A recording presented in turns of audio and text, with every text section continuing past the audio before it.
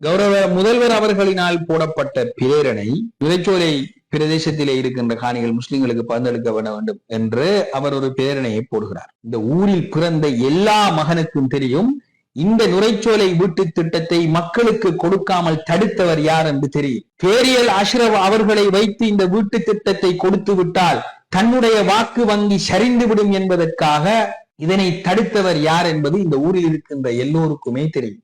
இந்த வழக்கை போடுவதற்கு தூண்டியவர் யார் என்பது இந்த ஊரில் இருக்கின்ற எல்லோருக்குமே தெரியும். இந்த 500 வீடுகளும் அந்நேரம் கொடுக்கப்பட்டிருந்தால் இன்று இந்த பிரச்சனை இவ்வளவு தூரம் பூதாகரமாக 15-16 வருடங்களுக்கு பின் பூதாகரமாக வெடித்திருக்கார். இதனை தடுத்து நிறுத்தியவர்கள் உங்களுடைய அரசியல் சுய லாபத்திற்காக தடுத்து நிறுத்தியவர்கள் யார் என்பது இங்கு இருக்கின்ற சிறு பிள்ளைக்கு கூட தெரியும். எங்களுடைய கௌரவ மேயர் அவர்கள் என்னை நோக்கி நீ மடையன் மாதிரி பேசக்கூடாது, பேயன் மாதிரி பேசக்கூடாது, மடையன் மாதிரி என்று சொல்லி அவர் தன்னுடைய கையில் இருந்த தண்ணீர் போத்தலை எடுத்து என்னை நோக்கி வீசுவதற்காக அவர் எடுத்திருந்தார். இந்த பிரச்சனையை தீர்க்கலாம் என்று தேசிய மட்டத்தில், ஜனாதிபதி மட்டத்தில், பிரதமர் மட்டத்தில் பாரிய கலந்துரையாடலை நாங்கள் செய்து கொண்டு வருகிறோம். அதனுடைய பயனாளிகள் சம்பந்தமாக செய்கிறோம், மற்ற விடயங்கள் சம்பந்தமாக செய்கிறோம். அப்படி இருக்கிற போது இந்த ஒருங்கிணைப்பு குழு கூட்டத்தில் ஒரு பிரேரணையை போட்டு நீங்கள் முஸ்லிம் மக்களுக்கு கொடுக்கணும் என்று நீங்கள் சொல்கிறீர்கள் என்றால் இவ்வளவு காலம் முஸ்லிம் மக்களுக்கு கொடுக்காம வச்சிருந்தாக்கள் யாரு? யாரை மீண்டும் மீண்டும் நீங்கள் முட்டாளாக்க பார்க்கிறீர்கள் என்பதனை நன்றாக விளங்கிக் கொள்ள வேண்டும். சென்ற 27ஆம் தேதி ஜனவரி மாதம் 2026ஆம் ஆண்டு அக்கரைப்பற்று பிரதேச செயலகத்தில் பிரதேச ஒருங்கிணைப்பு குழு கூட்டம் நடைபெற்றது. இந்த குழு கூட்டத்தில் கலந்துரையாடப்பட்ட விடயங்கள் மற்றும் இந்த குழு கூட்டத்தில் நடந்த விடயங்கள் சம்பந்தமாக உங்களுடைய மக்களுக்கு ஒரு விழிப்புணர்வினை ஏற்படுத்த வேண்டிய ஒரு கடப்பாடு மக்களுடைய பிரதிநிதிகள் என்ற அடிப்படையில் எங்கள் எல்லோருக்குமே இருக்கிறது. இந்த டிவிஷனல் கோஆர்டினேட்டிங் கமிட்டி மீட்டிங் ஜனாதிபதியினால் நியமிக்கப்பட்ட தவிசாளராக கௌரவ பாராளுமன்ற உறுப்பினர் ஆதம் பாவா அவர்கள் செயற்படுகிறார். பிரதேச செயலாளர் அவர்கள் அவருடைய செயலாளராக செயற்படுகிறார். அக்கரைப்பற்று பிரதேச செயலகத்தில் நடைபெற்ற ஒருங்கிணைப்பு குழு கூட்டம் நான் நினைக்கின்றேன் ஒரு 3 கூட்டம் அல்லது 2 கூட்டம் நடைபெற்றிருக்கிறது. இந்த கூட்டத்திற்கு அக்கரைப்பற்று மாநகர சபையினுடைய மேயர் அவர்கள் இதுவரைக்கும் வருகை தரவில்லை. அவருடைய பிரதிநிதிகள் வருகை தந்திருந்தார்கள், மேயர் அவர்கள் வருகை தரவில்லை. சென்ற கூட்டத்தில் அக்கரைப்பற்று மாநகர சபையினுடைய மேயர் அவர்கள் வருகை தந்திருந்தார்கள். இந்த கூட்டம் நடைபெற்றது. அதிலே எங்களுடைய பாராளுமன்ற உறுப்பினர் அவர்கள் ஆதம்பாவா அவர்கள் தவிசாளர் என்ற அடிப்படையிலே அவரால் குறிக்கப்பட்ட பிரேரணைகள் மற்றும் பல வகையான திணைக்களங்களினால் பிரேரிக்கப்பட்ட பிரேரணைகள் என்பன கலந்துரையாடப்பட்டு முடிவு செய்யப்பட்டு போய்கொண்டிருந்தன. இங்கே ஒரு முக்கியமான ஒரு சம்பவம் ஒன்று நடைபெற்றது. அக்கரைப்பற்று மாநகர சபையின் முதல்வர் அவர்கள் எங்களுடைய பிரதேச செயல கோஆர்டினேட்டிங் கமிட்டி இந்த டிசிசி கூட்டத்திற்கு அவர் ஒரு பிரேரணை ஒன்றை சமர்ப்பித்திருந்தார். 4-5 பிரேரணைகளிலே அவருடைய முதலாவது பிரேரணை சுனாமி வீட்டு திட்டம் சம்பந்தமான காணிகளை பகிர்ந்தளிப்பது சம்பந்தமான ஒரு பிரேரணையாக இருந்தது. அந்த பிரேரணையை அவர் விளங்கப்படுத்துகின்ற போது எங்களுடைய பிரதேசத்திலே இருக்கின்ற காணிகளில் முக்கியமான காணி ஒன்று இந்த சுனாமி வீட்டு திட்டம் அமைக்கப்பட்டிருக்கின்ற அந்த காணி சுமார் 180 ஏக்கர் இருப்பதாகவும் அந்த காணிகள் எங்களுடைய பிரதேசத்திலே இருக்கின்ற முஸ்லிம்களுக்கு கொடுக்கப்பட வேண்டும் என்கின்ற ஒரு நிலைப்பாட்டை அவர் கூறியிருந்தார். அவ்வாறு அவர் கூறுகின்ற பொழுதோ அதிலே எங்களுடைய பாராளுமன்ற உறுப்பினர் அதனுடைய தவிசாளர் ஆதம்பாவா அவர்கள் இது ஏற்கனவே சுனாமி வீட்டு திட்டத்தில் கட்டப்பட்டிருக்கின்ற விடயம் 180 ஏக்கர் காணிகளையும் எவ்வாறு பகிர்ந்தளிப்பது என்பதில் பிரச்சனை இருக்கிறது, இது ஏற்கனவே வழக்கு சம்பந்தப்பட்ட விடயம் என்கிற விடயத்திலே கூற தலைப்பட்டார்.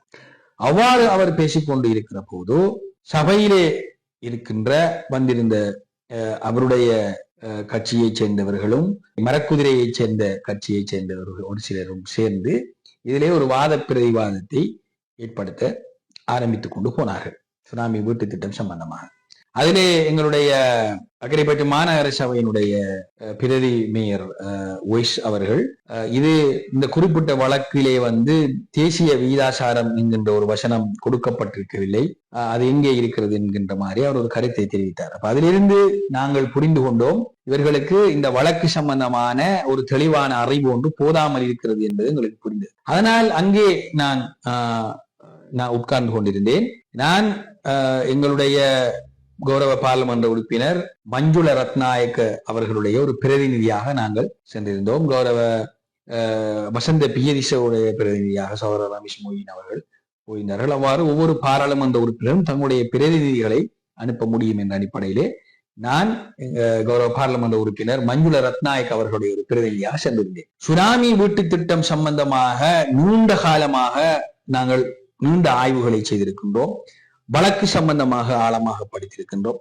பலதரப்பட்ட மக்களோடும் இது பலதரப்பட்ட அலுவலர்களோடும் உத்தியோகத்தரோடும் நான் நீண்ட கலந்துரையாடல்களை செய்திருக்கிறேன்.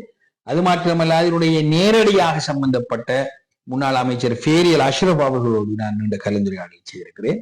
அதன் அடிப்படையிலே இது சம்பந்தமான ஓரளவு தெளிவான அறிவும் அதனுடைய அணுகுமுறையும் என்னிடம் இருக்கிறது. சோ அதனால் இந்த வழக்கை பற்றி இவர் கூறுகின்ற பொழுது நான் அங்கே இருந்த ஒய்வாங்கியை வாங்கி இந்த வழக்கில் இருக்கிற பிரச்சனை என்ன, இந்த வழக்கிலே ஏன் விகிதாசாரம் என்கின்ற தேசிய விகிதாசாரத்திற்கு கொடுக்கப்படுகிறது என்கின்ற வியாக்கியானம் எங்கிருந்து வருகிறது என்கின்ற விடயத்தினை நான் தெளிவாக விளங்கப்படுத்தி கொண்டு விட்டு நான் உட்கார்ந்து விட்டேன். அதன் பிறகு அதற்கு பதிலளிக்க வந்த கௌரவ மேயர் அவர்கள் அவர் என்னை சுட்டிக்காட்டி, இதுகள் எல்லாவற்றையும் நாங்கள் தெரிந்துதான் வந்திருக்கிறோம், இது வழப்பம் இல்லாமல் கதைக்க கூடாது, நான் சொல்ல வந்த விடயம் வேறு, இவர் சொல்லி இருக்கிற விடயம் வேறு என்று அவர் ஆரம்பித்தார்.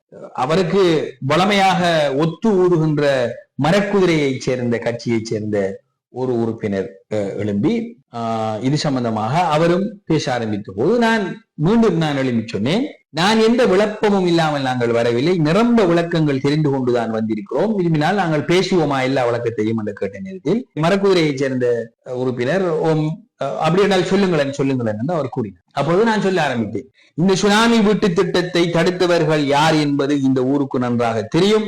இந்த சுனாமி வீட்டு திட்டம் கொடுக்கப்படுகின்ற பொழுது அதனை பெறக்கூடாது என்று சொல்லி பள்ளிகளிலே மக்களை கூட்டி அனௌன்ஸ் பண்ணினவர்கள் யார் என்று தெரியும். பதுர் பள்ளிவாசல் அடியில் ஃபேரியல் அஷ்ரப் அவர்களுக்கு அடிக்க போனவர்கள் யார் என்று தெரியும். டயர் போத்து பத்த வைத்தவர்கள் யார் என்று தெரியும். அதே நேரம் டிஎஸ்க்கு அடிக்க போனவர்கள் யார் என்று தெரியும் என்று நான் இதை பற்றி சொல்லவான்னு நான் சொல்லிக் கொண்டு போகிற நேரத்தில் கௌரவ மேயர் அவர்கள் கடுப்பாகி விட்டார். அதன் போது எங்களுடைய மரக்குதிரையைச் சேர்ந்த உறுப்பினர் ஒருவருக்கும் எங்களுடைய உறுப்பினர் சகோதரர் ரமேஷ் மொய்தீனுக்கும் இடையிலே ஒரு நீண்ட வாக்குவாதம் ஏற்பட்டு கொண்டு சென்று அது ஓய்ந்து விட்டது. அவ்வாறு இருக்கின்ற சந்தர்ப்பத்தில் எங்களுடைய கௌரவ மேயர் அவர்கள் என்னை நோக்கி, நீ மடையன் மாதிரி பேசக்கூடாது, பேயன் மாதிரி பேசக்கூடாது, மடையன் மாதிரி என்று சொல்லி அவர் தன்னுடைய கையில் இருந்த தண்ணீர் போத்தலை எடுத்து என்னை நோக்கி வீசுவதற்காக அவர் எடுத்திருந்தார். அவ்வாறு வீசுவதற்கு அவர் எடுத்த சந்தர்ப்பத்தில் தான் நான் பின்னர் எழுந்து வந்து அவரிடம் மிகவும் அமைதியாக கூறினேன், நீங்கள் அவ்வாறு பேசக்கூடாது, நீங்க அப்படியெல்லாம் பேசக்கூடாது, இது அதுக்குரிய கூட்டம் இல்லை, நாமல் நாகரிகமாகவும் மரியாதையாகவும் நீங்கள் பேச வேண்டும் என்றுதான் நான் முதலாவது சொன்னேன். அதற்கும் மாறி நீ மடையன் மாறி கலைக்க கூடாது என்று சொன்ன போதுதான் நானும் மாறி அவருக்கு பதில் சொல்ல வேண்டிய அவருடைய பாஷையில் அவர் பாவித்த அதே பாஷையை பாவித்து நாங்களும் பதில் சொல்ல வேண்டிய தேவைக்கு வந்தது. நாங்களும் அதனை பதிலை சொல்லிவிட்டோம். அதன் பிறகு எங்களுடைய வேறு வேலைகள் என்ற காரணத்தினால் நாங்கள் அங்கிருந்து வெளியாகி வந்தோம். இதுதான் சென்ற பிரதேச ஒழுங்கிணைப்பு கூட்டத்திலே நடந்த ஒரு விடயம். இந்த விடயத்தை பார்க்கிற போது கௌரவ முதல்வர் அவர்களினால் போடப்பட்ட பிரேரணை, விதைச்சோலை பிரதேசத்திலே இருக்கின்ற காணிகள் முஸ்லிம்களுக்கு பகிர்ந்தளிக்க வேண்டும் என்று அவர் ஒரு பிரேரணையை போடுகிறார். இந்த ஊரில் பிறந்த எல்லா மகனுக்கும் தெரியும், இந்த நுரைச்சோலை வீட்டு திட்டத்தை மக்களுக்கு கொடுக்காமல் தடுத்தவர் யார் என்று தெரியும். ஃபேரியல் அஷ்ரப் அவர்களை வைத்து இந்த வீட்டு திட்டத்தை கொடுத்து விட்டால் தன்னுடைய வாக்கு வங்கி சரிந்துவிடும் என்பதற்காக இதனை தடுத்தவர் யார் என்பது இந்த ஊரில் இருக்கின்ற எல்லோருக்குமே தெரியும். இந்த வழக்கை போடுவதற்கு தூண்டியவர் யார் என்பது இந்த ஊரில் இருக்கின்ற எல்லோருக்குமே தெரியும். இந்த 500 வீடுகளும் அந்நேரம் கொடுக்கப்பட்டிருந்தால் இன்று இந்த பிரச்சனை இவ்வளவு தூரம் பூதாகரமாக 15-16 வருடங்களுக்கு பின் பூதாகரமாக வெடித்திருக்கார். இதனை தடுத்து நிறுத்தியவர்கள், உங்களுடைய அரசியல் சுய லாபத்திற்காக தடுத்து நிறுத்தியவர்கள் யார் என்பது இங்கு இருக்கின்ற சிறு பிள்ளைக்கு கூட தெரியும். இன்றைக்கு தேசிய மக்கள் சக்தி ஆட்சிக்கு வந்ததன் பின்னர் பிரதேச ஒருங்கிணைப்பு குழு கூட்டத்திலே பிரேரணை போட்டு அங்கே இருக்கின்ற காணிகள் முஸ்லிம்களுக்கு பகிர்ந்தளிக்கப்பட வேண்டும் என்று சொல்லல என்று சொன்னால், இங்கே இருக்கின்றவர்கள் ஒன்று முட்டாள்களாக இருக்கிறார்கள் என்று நீங்கள் நினைத்திருக்க வேண்டும். காரணம் என்ன என்று சொன்னால், இவ்வளவு காலமும் இந்த சந்தர்ப்பத்தில் அமைச்சராக இருந்தவர் நீங்கள், மஹிந்தனுடைய செல்ல பிள்ளையாக இருந்தவர் நீங்கள் விரும்பி இருந்தால் இந்த வீட்டு திட்டத்தை அந்நேரமே கொடுத்திருக்கலாம். நீங்கள் அதனை செய்யவில்லை. நீங்கள் விரும்பி இருந்தால் விரும்பியவாறு இதனை பிரித்திருக்கலாம், நீங்கள் அதை செய்யவில்லை. நீங்கள் விரும்பி இருந்தால் இந்த வழக்குக்கான ஒரு தீர்வை கொடுத்து நீங்கள் அதனை செய்ய முயற்சிக்கலாம், நீங்கள் அதை செய்யவில்லை. இறுதியாக நீங்கள் பாராளுமன்ற உறுப்பினராக இருந்த நேரம் நீங்கள் அதனை செஞ்சிருக்கலாம், நீங்கள் செய்யவில்லை. பிறகு ரணிலில் பஸ்ஸிலே ஏறக்கூடாது என்ற சீனில் நீங்கள் ரணிலுடைய முதல் சீட்டிலே ஏறி நின்று டிரைவர் வேலை பார்த்த போது ரணிலிடம் பேசி செஞ்சிருக்கலாம், நீங்கள் செய்யவில்லை. அவ்வளவுத்தையும் செய்யாமல் இன்றைக்கு தேசிய மக்கள் சக்தியினுடைய அரசாங்கம் வந்து உண்மைக்கு உண்மையாக சுனாமி வீட்டு திட்டத்தில் இருக்கின்ற வீடுகளை சரியான முறையில் பகிர்ந்தளிக்க வேண்டும் என்று முயற்சி செய்து கொண்டிருக்கிற போது நீங்கள் இந்த பிரதேச செயலகத்தில் நடந்த ஒருங்கிணைப்பு குழு கூட்டத்தில் இவ்வாறான ஒரு பிரேரணையை கொண்டு வருகிறீர்கள் என்றால் இதிலிருந்து தெளிவாக விளங்குகிறது, இதனை பேரியல் அஷ்ரப்புக்கு நீங்கள் என்ன செய்தீர்களோ அதனை தேசிய மக்கள் சக்திக்கும் செய்தவர் முயற்சிக்கிறீர்கள் என்பது தெளிவாக விளங்குகிறது. அதாவது நீங்கள் தேசிய மக்கள் சக்தியினை சார்ந்தவர்கள் சுனாமி வீட்டு திட்டத்தை கொடுக்க கூடாது என்பதற்காக குழப்புவதற்காகவும் இந்த தீர்மானத்தை நீங்கள் போட்டிருக்கிறீர்கள் என்பது தெள்ள தெளிவாக விளங்குகிறது. நீங்கள் மக்களை குழப்புகிறீர்கள், இதனை மீண்டும் தடுப்பதற்கு முயற்சி செய்கிறீர்கள். இந்த வீட்டு திட்டம் முஸ்லிம் மக்களுக்காக கட்டப்பட்டது.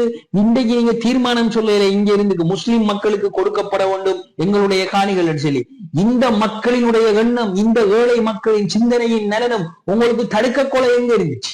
அந்த மக்களுக்கு கொடுக்காம தடுக்க கொலை உங்களோட கல்வியில அந்த இரக்க குணம் இந்த மக்களின் மீதான நம்பிக்கை வரலையா? பச்சை பொய் அரசியலுக்காக மீண்டும் மீண்டும் தவறை செய்கின்றவர்களாக நீங்கள் மாறிக்கொண்டிருக்கிறீர்கள் என்பதுதான் இருக்கிறது. உங்களுக்கு சோப்பு போடுவதற்கு மரக்கூரையை சேர்ந்த சிலரும் உங்களோடு சேர்ந்திருக்கிறார்கள். இவர்கள் எல்லோரும் சேர்ந்துதான் இதனை தடுத்தவர்கள் என்பது இந்த ஊருக்கு நன்றாக தெரியும். இவ்வாறு நான் பேசி இருந்து போட்டு போகிற போது அவருடைய சொந்தக்காரரும் அவருடைய பாடிகார்ட் என்று சொல்பவரும் ஒருவரும் திடீரென்று என்னை நோக்கி ஓடி வந்து என்னுடைய நெஞ்சிலே கையை வைத்து என்னை அவர் தள்ள முற்பட்டார், என்னை தள்ளி விடுவது. அதன் பிறகு மரியாதையாக நீங்கள் கதைக்க வேண்டும் என்று அவர் என்னிடம் கூறினார். அப்ப நான் கூறினேன், இதனை ஆரம்பித்தவர் யார் என்று கூறினார். அதுக்கு அவர் சொன்னார், உங்களுக்கு தெரிந்தானே நீங்கள் மரியாதையாக கதைக்க வேண்டும் என்று அவர் கூறினார்.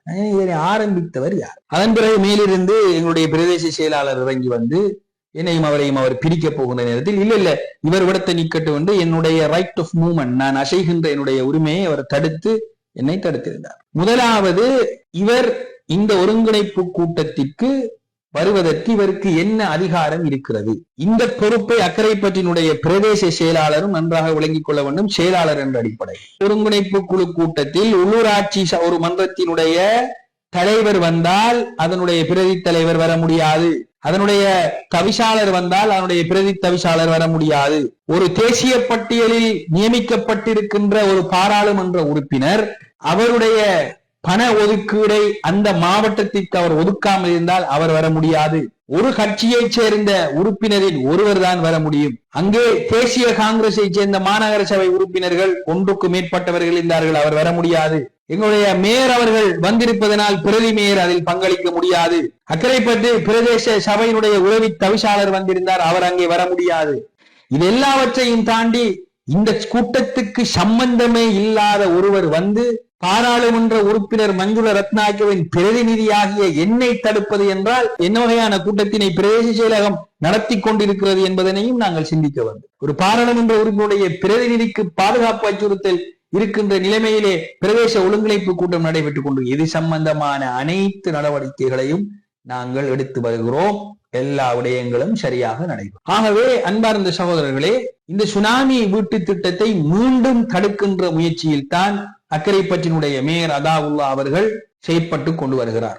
அதனுடைய ஒரு பிரதிபலன் தான் இது. இதனை செய்வதற்கு மிகவும் பிரயத்தனம் எடுத்து இதற்கு ஒரு முட்டுக்கட்டையாக இருக்கின்ற எங்களுடைய உச்ச நீதிமன்றத்தினுடைய தீர்ப்பை வைத்து நாங்கள் அதற்கு என்ன செய்யலாம், எவ்வாறு இந்த பிரச்சனையை தீர்க்கலாம் என்று தேசிய மட்டத்தில், ஜனாதிபதி மட்டத்தில், பிரதமர் மட்டத்தில் பாரிய கலந்துரையாடலை நாங்கள் செய்து கொண்டு வருகிறோம். அதனுடைய பயனாளிகள் சம்பந்தமாக செய்கிறோம், மற்ற விடயங்கள் சம்பந்தமாக செய்கிறோம்.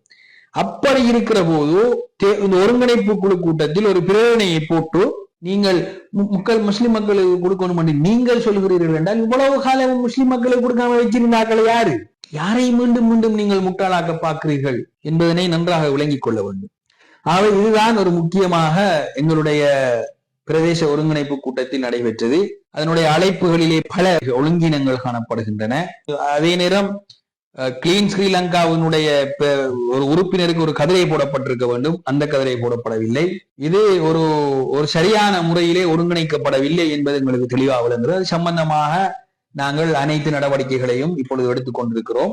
நாங்கள் அமைச்சராக இருந்தோம், நாங்கள் ஆணி புடுங்கினோம் என்பதெல்லாம் பழைய கதை. இன்றைய காலகட்டத்தின் நிதர்சனங்களுக்கு நாங்கள் எல்லோரும் திரும்ப வேண்டும். யாரு அதிகாரத்தில் இருக்கிறார், யாரு ஒருங்கிணைப்பு கூட்டத்தின் சேவனாக இருக்கிறார், யாருடைய கையில் அரசாங்கம் இருக்கிறது என்கின்ற பிரஜையோடும் உணர்வோடும் நாங்கள் செயற்பட வேண்டும். இல்லாவிட்டால் மீண்டும் மீண்டும் நாங்கள் முகம் குப்புற விழ வேண்டிய நிலைமை வரும் என்பதனையும் நான் சொல்லிக்கொள்ள விரும்புகிறேன்.